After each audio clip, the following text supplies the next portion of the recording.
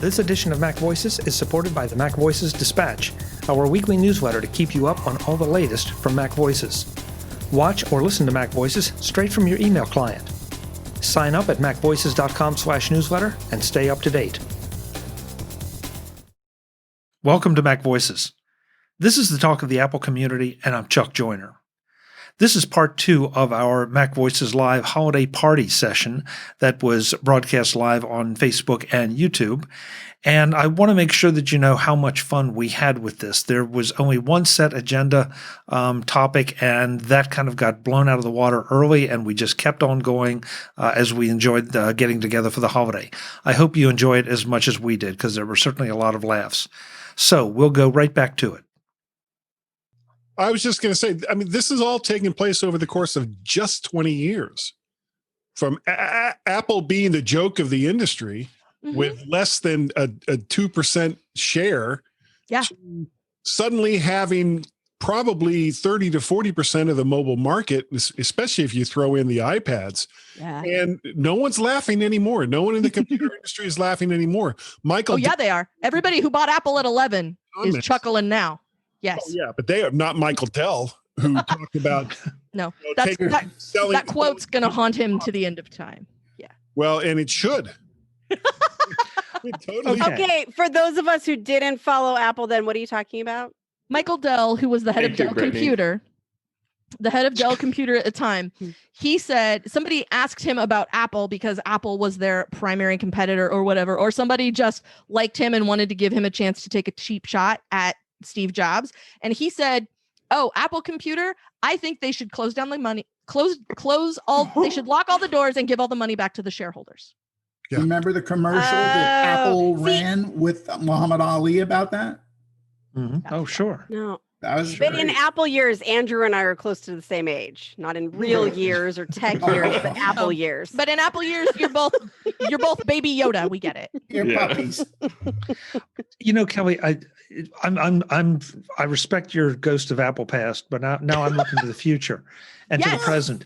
And what I think is really interesting is, for all the grief that Apple gets from the analysts and all the doomsayers, that as soon as Apple announces we're looking at getting into this market, that market quakes. Yep. You know, and which to me just says a huge amount about what a lot of other people that don't have the analyst channels think about the Apple brand and the Apple approach to things. I think that just speaks volumes, and that's why I'm very comfortable advocating just about any Apple product to any of my friends, because yes, you can argue about, you know, there's an Apple tax or an Apple premium, but at the end of the day, you are buying a premium product with premium service. And you're like, in many cases, you get more than just the hardware when you make that purchase. I'm with you 100% on that. We totally agree, Chuck. Brittany, I agree. You didn't agree with that? On the hardware, I'm with you. There are a few things that I am less a fan of, but I can wait until we get to like going around and saying what are the things we wish Apple were doing different. Well, this might be a good time to start, because we're almost 45 minutes into the show. So there are some things about Apple deciding they want to be a service company that do not thrill me. And they are? So I am in the camp of, yes, if it's more convenient, I will buy things from Amazon. But if not, I would prefer maybe to give my money to not Amazon. And I go looking for an audiobook. And I'm like, well, I'm all in Apple. I'm going to go to the Apple bookstore and see what that's like. Do they show me my library? No, they make it difficult to find my library and only want to show me the things they want to sell me. And that is a part of a service company that feels gross and it's not what I am accustomed to from the hardware aspect of this company. I wanted to buy my audiobooks there, but if it's going to be a gigantic pain in my butt every time I go in there to try to get to the book I was just listening to, I'm not going to. Yes. I'm either going to keep going to the library. I'm going to buy it from Amazon. Yeah. And I find that really frustrating. I think they're neglected parts. I don't think Apple's like, this is part of our strategy to be evil, but I don't think that they are being well cared for either. So then I have a question for everybody based on what Brittany just said. And my question is, remember Apple lost a lawsuit about ebooks and pricing and some sort of, I can't say that word because Chuck will get upset with me, shenanigans. And what it meant was they had to charge less for them. Right. Well, oh no, it's in the chat. So that's what I wanted to say. Shenanigans is fine. That's but I'm gonna say shenanigans. Substitution. Yeah, I'm gonna say shenanigans.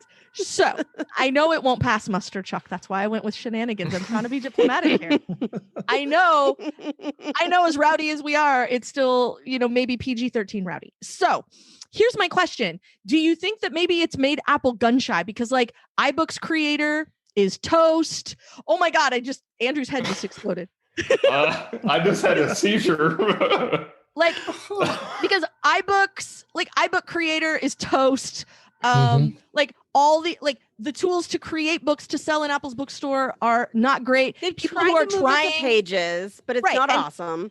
Right. And people who are trying to do this are having a hard time. People who want to sell in Apple's bookstore, it's really gotten difficult. And I wonder if maybe it's because we lost a lawsuit and we just don't want to go anywhere near the part that's illegal now, and they're neglecting it, allegedly benevolently neglected, but it's not benevolent. But if you're going to be okay, we're not going to pay attention to this thing, maybe set the default behavior for one that's a little bit more sustainable.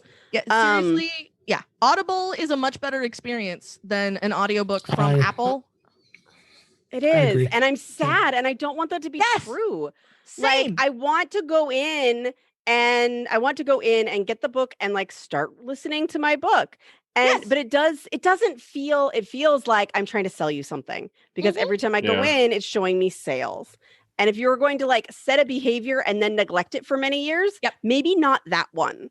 Yes. Do I think it's neglect? Yeah, it's probably neglect and not creepy sales, but it feels like creepy sales.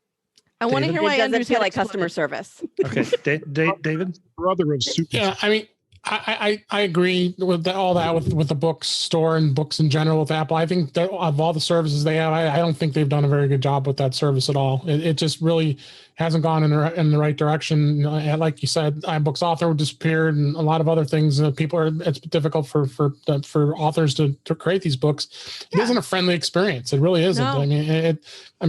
Amazon is. I mean, Amazon started as selling books, and that's been their expertise for a long time. I agree with you with Audible too. Audible is a much better experience. Tend to be a little pricier. So it already had its stuff set up, but yes, they did. Right. So maybe Apple's got to acquire somebody or look at if they're even interested in that service. I mean, I don't know if that'll ever happen. This is a thing that Apple's really good at doing, which is taking something and spending 20 minutes on it, once, and then leaving it forever. And then all of a sudden one day, you go to open it and it's just going to not launch. And they're going to be like, yeah, you have to buy that stuff somewhere else now, or whatever. Right.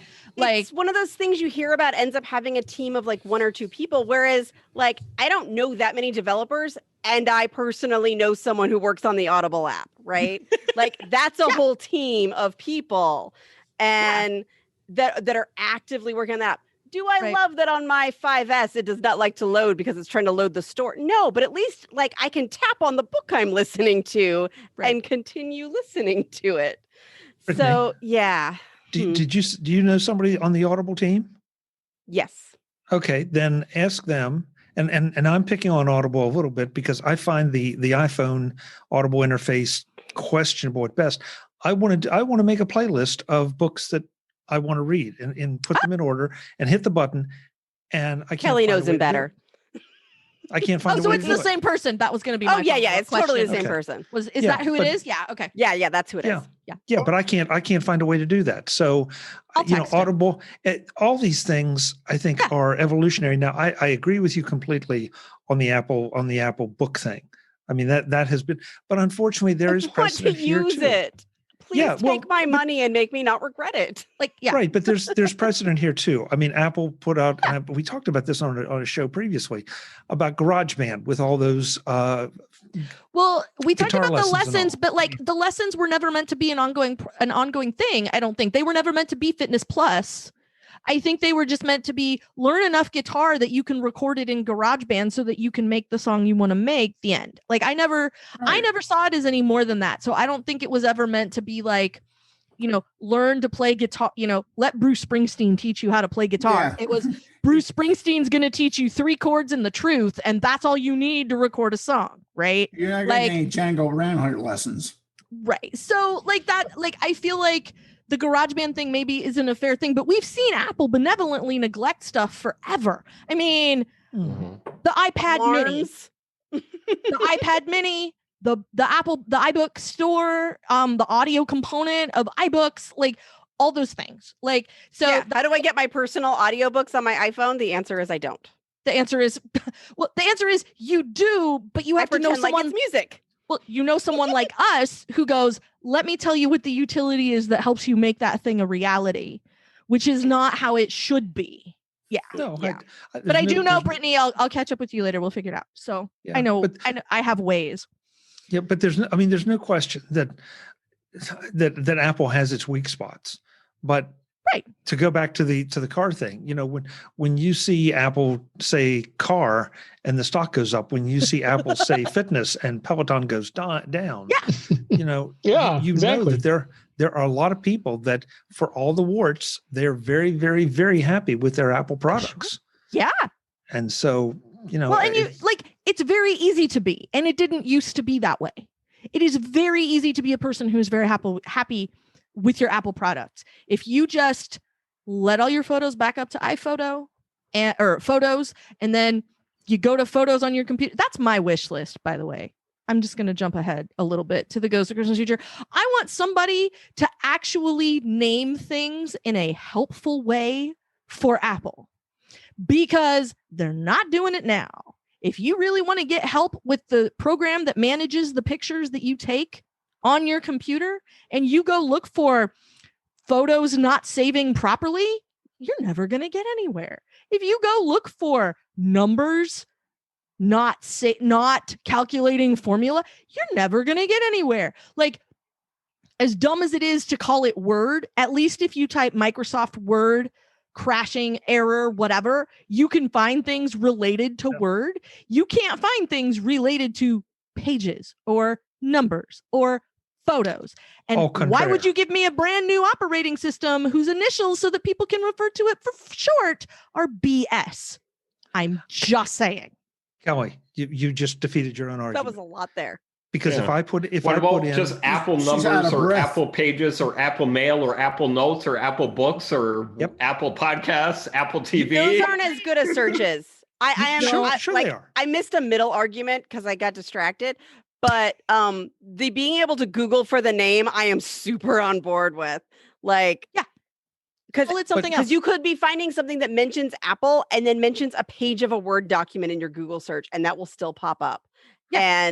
And that is frustrating. Has Google gotten better? Yeah, but that wasn't Apple's doing. That was Google getting creepier. So, but Kelly said Microsoft Word. Like, if you put in something like problems with Word, well, it's going to come back with people having problems with Microsoft Word. Right. You put in problems with Pages, and God knows what you're going to get. They're both terrible names. You get Word, and you get printers, and you get paper, and you get, on and on and on. And maybe you get something with Apple, and you can add Apple, but that doesn't guarantee that you're going to get any better search results. And so you have to be your own Google through the search results and go, oh, this is a forum post from a place that talks about Apple stuff all the time. This is something from a discussion about something that was on a website that I know is, Mac Voices or Mac Observer, or it's, Apple World Today has a discussion forum. So I know personally myself, that's a place where people are going to be talking about Apple stuff. So I can go there and maybe find the answer that I'm looking for. But it's really frustrating. And if you are a person who does not know somebody on this podcast, for example, then there is no one like that. Then who's listening and doesn't know somebody on here? For the sake of argument, guy. For the sake of argument. Okay. Arguments? Well, we don't have arguments here. Frank, you and I both know that's not true, sweetheart. Okay, so like this is the thing that I find frustrating. In fact, Charlotte over at Mac Observer, Charlotte Henry, wrote an editorial about the Apple TV having a TV app so that you can watch TV Plus, but they're not all the same thing. And you can get Apple TV without having an Apple TV because you just watch the TV app on your Fire TV. And like all of it's stupid and it makes me really upset. And I think the whole thing, regardless of what you think of the rest of my argument, the fact that they finally went from Mac OS 10 to Mac OS 11 and they did it with the initials BS should tell you all you need to know about how good Apple is at naming things. Well, what would you have named it? Which? Literally any other piece of California. No, for example, let's go with you were arguing about Pages. Now they obviously can't touch Word because Microsoft has already just taken hold of that word. What would you call Apple's thing that you think would work better for a search engine? My guess is at this point it's just a branding name. And I don't know that they can do much more than that because Word is your most basic thing, and that's already been trademarked. And Frank, I think that's such a good point that, I have no trouble finding anything if I put Apple Pages, Apple Numbers. I mean, what Andrew was saying, just as long, just for the same. Now, I also concede Guy's point that if you put in problems with Word, you're going to get a lot of positive Google hits. Perhaps because there are a lot of problems with Word, but that's a whole nother discussion. Yes, but that's another show. Yeah. Yes, that's a completely another show. So, I don't have a problem. And frankly, I used to be in your camp, Kelly, and now I'm not anymore because we're still forgetting the fact that Apple no longer makes these things for us. You keep talking about the people on this podcast, and people on this normal people don't watch the people on this podcast. So, that's a valid criticism. Yes, so that they can say, we have nothing to do with normal people. Yeah, I want to do something that has to do with the spreadsheet numbers. Yes, okay, got it. Pages, yes. Everything starts to make sense. Keynote, you can argue a little bit about. So I think there is something to be said for some of these obvious names. Now, I'm right on board with you and Charlotte on Apple TV, no question. That's a boondoggle. That's a really big screw up, and a lot of inconsistency. But I don't think Apple designs its products for search engines. We're complaining about it as geeks because we are the ones that people come to try to solve our problems or solve their problems. Excuse me. No, yeah, that's true. Andrew, you said you're quiet. I'm just following the conversation. I want to go Did that way make you back. nervous, Chuck? Yeah, it should. I want to make sure that everybody gets a chance here to get in. So, Andrew, why did your head explode back there? Well, I don't want to get into that. That's a whole other conversation. All right. But so, Chuck, initially in the beginning, you said things that we kind of wish Apple would do this year. Yeah. So this is something that Kelly and I have been talking about on a podcast. And it's actually, I'm mentioning it because Mark Gurman over at Bloomberg wrote about this today in his newsletter. And that is Apple TV becoming more of a gaming device because they have Apple Arcade. They have people complain about not only the TV device, but also their remote control. And I wrote about this patent way back when, a couple years ago, about this Apple TV gaming system that they were doing. Yeah. So Mark Gurman was just saying, rumoredly, supposedly, this could be in the works for maybe early next year, where whatever Apple is planning for the TV, whether it's an M1 or M2 processor for the TV. Mm-hmm. He specifically said it could be gaming focused. So I personally would like to see that. That's the only thing that'll save the Apple TV as a device is gaming. Yeah. There's no other reason to have one now because the app is on all the TVs. The app is on all the other streaming platforms. The app is on all the other game systems practically. So what's the point on actually having an Apple TV other than Apple Arcade? It needs to give you something that you can't get from somewhere else. As a hub. Right, but it needs to give you something that you can't get from anything else. And that's like Andrew was saying, the reason we've talked about this is because we talk about like games and things on TDO, and we talked about wishing for the new Apple TV. What was the announcement we just got? Because it was that. I actually don't remember that part. I don't remember. Last Tuesday? Oh, it was the AirPods Max, which are not actually AirPods, which gets back to my naming beef.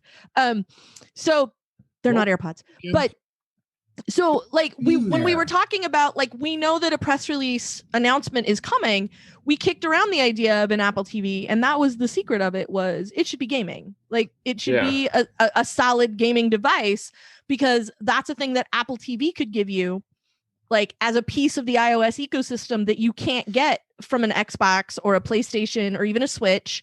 Right. You can't get that from any of those things. And like updating the Apple TV in that particular flavor might give it a little bit more, like, I want a stick, but Andrew, I think, would like it to be a little more on the Xbox end of the scale than the Fire TV stick end of the scale. Yeah. And so Apple TV, they were kind of sort of trying to make it HomeKit related. It could be the smart home. I think Frank was just saying that. However, they just announced the HomePod, and they were very strongly saying this is the hub for your smart home. So like Guy was saying, what else is there for the Apple TV to do? That was one of the reasons I was going to get one for my other house. The one I don't go to in 2020 because pandemic, was smart home. Although at this house now I have a HomePod mini, so that's what solved that. But the other one is my TV there. My main TV there is a projector. So I do need an Apple TV to broadcast from my devices. Mm-hmm. So thank you, Brittany, because that's where I wanted to go. Guy, well, anybody, does anybody have a smart TV with the Apple TV app on it? And if you do, can you send something from your iPhone or your Mac or your iPad to that device? Or does that still require an Apple TV? I don't think so. It does not require don't think so it. Either. No, our new smart TV has it built in, and because our Apple TV is the one before they had apps, it breaks on Disney Plus for no definable reason. It won't do it. Like, it only does AirPlay 1 or something. Second gen Apple TV can't do apps, so it can't do. And that's what all. No, Apple TV from my iPad to the Apple TV. Oh yeah. Just like freaks out, but other things are okay. Anyway, we've ended up just using the AirPlay that's built into the TV, and going that route because it's just been easier. Okay, a lot of TVs have AirPlay 2 now. So like Dave Hamilton was saying, he bought a television, like a very inexpensive, not very big TV for like hanging out in the kitchen, that has both AirPlay and the TV app. And so he doesn't need the little black hunk of hardware anymore to do the things he would normally do with the hunk of hardware. To send from his phone to the TV. Right, because he has the TV app, so he has TV Plus, he can watch all of that. And then additionally, if he wants to watch something from one of his other devices, he can bounce it to the television, and it's easy peasy, as the young people say. Or if you have content. Do they? Is that what they say, Kelly? The young people, huh? Wait, guys. I know what the young Kelly. Yeah, Guy. Oh, I was going to say that if you have purchased content from Apple through iTunes or through the TV or through music or through whatever, you can play all of that content through the Apple TV app, because it just connects back to Apple and says, oh, okay, well, you want to play this, you've purchased it before. We have your resides on their server. Yeah, we have your iCloud credentials, and that's where all the permissions for that live. And so it just plays it. So there's really very little that's still special about the Apple TV. Okay. Fair points. And so we need a new Apple TV with some new capabilities. Or maybe Apple doesn't need to do that anymore. Maybe they're getting their money from licensing out AirPlay 2. Yeah. So it's a service. Like, there are receivers that have it too. Like, I don't know about 2, but like the receiver that I have normally behind me in the closet, it has AirPlay, so I can AirPlay to it directly, and I don't have to have an Apple TV for that to work. So like it's definitely a thing that is possible. And so I'm curious how that how that is going to continue to evolve. Guys, we're pretty much out of time. And if Santa is watching this, he's crying. Well, yeah. he may be rerouting. I'm not quite he's sure. He's having venison steaks with blue cheese crumbles right now. Oh, good. Thanks, Frank. Now I'm guaranteed to get emails. Thank you. Have to go to this Christmas. Yeah. So let's go around this. Oh, go ahead, Kelly. I wanted to tell all of you that like Chuck, I didn't start spending a lot of time on MacVoices Live until like later this year. But I just want to let all of you know how much I appreciate that you sit here and hang out with me. And I know I kind of talk a lot and you all put up with my nonsense. What? And I really appreciate it. And I know, but sincerely, like I sincerely hope that all of you have a Merry Christmas, and it makes me very happy that you all will come and hang out, and that I get to keep coming and hanging out, and that Chuck doesn't send me like a fake Zoom meeting that's like just me. So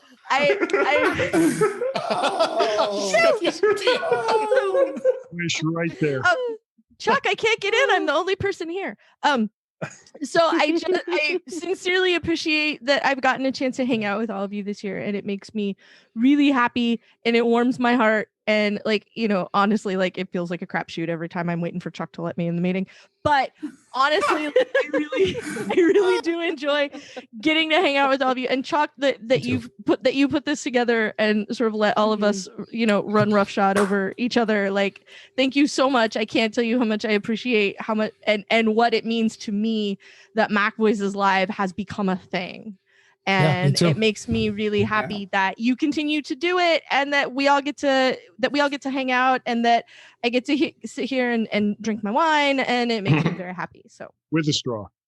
Drink your wine. Hey, that explains a lot. okay. That explains Let a me lot. explain the straw before Chuck gets any emails. Okay. So earlier this year, I got Invisalign. And so I have like the trays that you have to wear in your teeth all the time. And so if I drink anything besides water, I have to drink it through a straw. So it doesn't matter what it is. And if you think that's going to keep me from having a beverage while I'm enjoying time with all of you, you have another thing coming.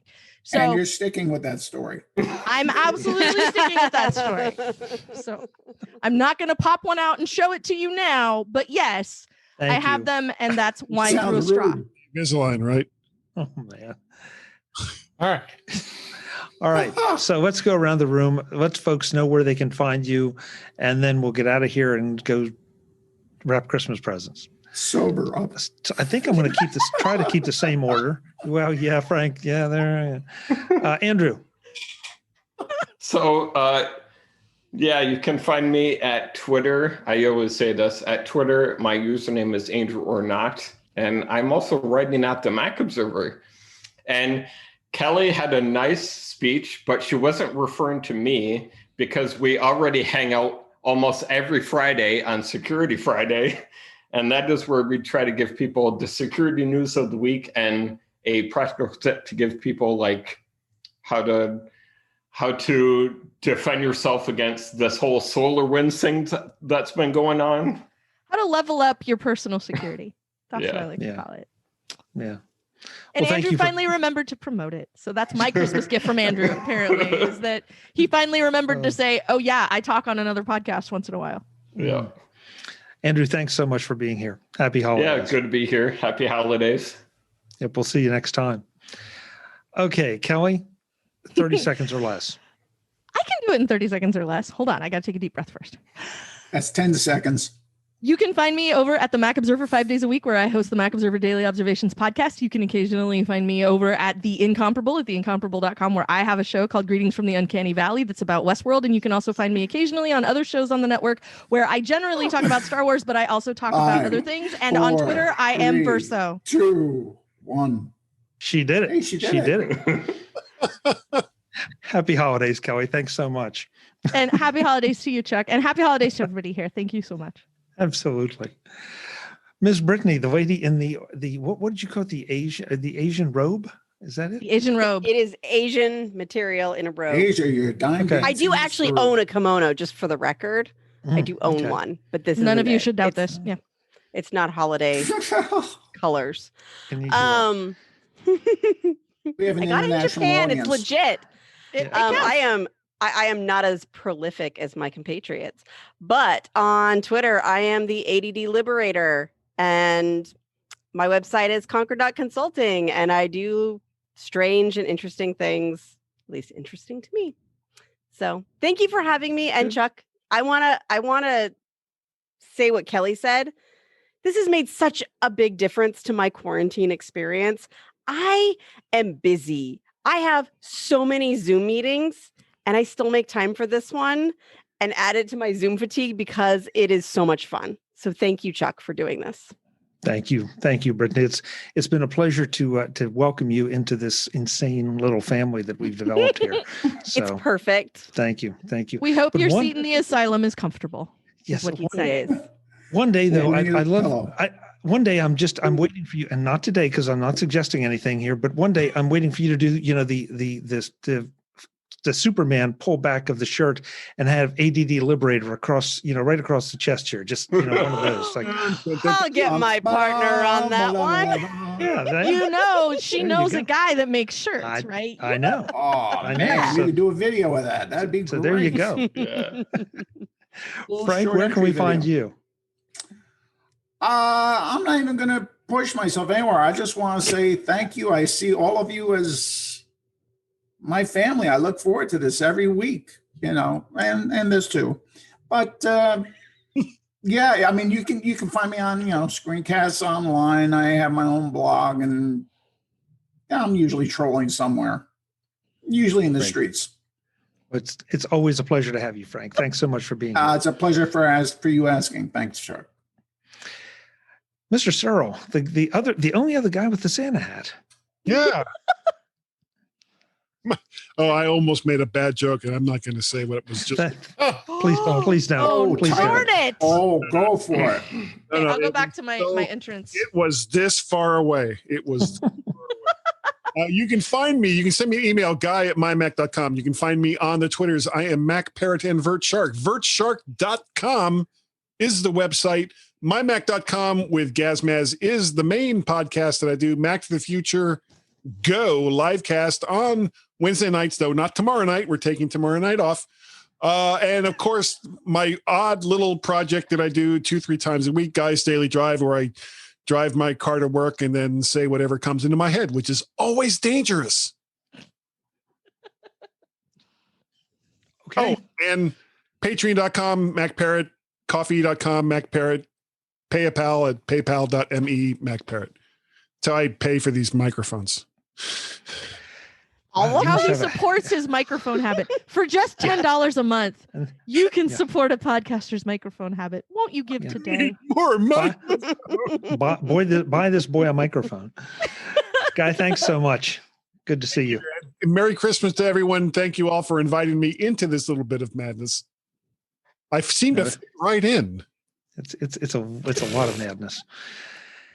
David Ginsburg, probably the sanest person here, only because he hasn't been saying much. So he hasn't. Oh, I said plenty. I have to sit back and just listen to everybody here. David Ginsburg, the adult in the room, ladies and gentlemen. I'll add my sentiments. I'm just absolutely thrilled that this evolved as it did, Chuck. I'm so happy to be part of the family and doing this. And I think we all have a great time each week. And I look forward to this every week. And that's why I'm here most of the time. And really, I really appreciate that you put this together. So, and I think we've got something really, really, really fun here. And I think your listeners get to enjoy it too. So I think there's got 2 bonuses there. So, but you can find me at In Touch with iOS at intouchwithios.com. That's my podcast. We're taking a week off this week for the holidays. And I'm also on Mac to the Future Live, Mac to the Future Live Go with a guy on Wednesday nights usually. And you can find me on Twitter, DaveG65. And I wish everybody happy holidays, Merry Christmas, Happy New Year. Wait. We have listeners. People are watching us. Oh, yeah. Apparently. Bad news, Frank. I didn't know that. Oh, I got to move out of state. With that hat, yes, you do. I can give you some privacy tips to hide your identity. Yeah, Thank you, Andrew's Thank got you. your hookup for anonymity on the interwebs. Yes, he Yeah. Oh, good. Late for the rest. You got a refrigerator box for me. Yeah. Andrew, I think you just gave us a theme for next week's show. Yeah. Ooh, all right, good. Yeah. Ooh. Where is Frank? It's like, where's Waldo? Where's Frank? Yeah. No, Andrew. Where did Frank go? Folks, I'm Chuck Joyner. This is Where's Mac Frank Voices been? Live. As you can tell, things have been a little bit out of control, but that's part of the fun of it. So Tuesday nights, 8 p.m. Eastern, we're here for about an hour. And now we are over on YouTube as well as on Facebook. So you're welcome to come on over, join in the chat. We also post the Zoom room links there, so you can jump into the Zoom room with us. We'd love to have you. So with that, I want to wish everybody on the panel a Merry Christmas, Happy Holidays, whatever it is you celebrate, go forth and celebrate. That goes for everyone else out there as well. There's one little piece of business, and I did this at the beginning of last week's show, and I'm going to do it at the end of this week's show. If you have a real live Christmas tree, please tell your voice assistant right now to set an alarm once a day for you to water that tree. It's a terrifying thing to see a Christmas tree go flames in your living room. So please, please, please use the S lady, use the A lady, even if you have the G lady, I don't care. Just do something to remind yourself to water that tree every day. Happy holidays. We'll see you next time. Visit MacVoices.com for show notes and to connect with Chuck on social media. Get involved in our Facebook group or like our Facebook page, and get more out of your Apple tech with MacVoices Magazine, free on Flipboard and on the web. And if you find value in it all, consider supporting us through either our Patreon campaign at patreon.com/MacVoices or by making a one-time donation via the PayPal link on our front page and in the show notes of each episode. You will join these fine people who help bring you Mac Voices.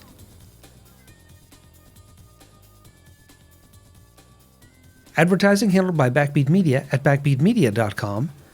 Bandwidth provided by CashFly at cashfly.com.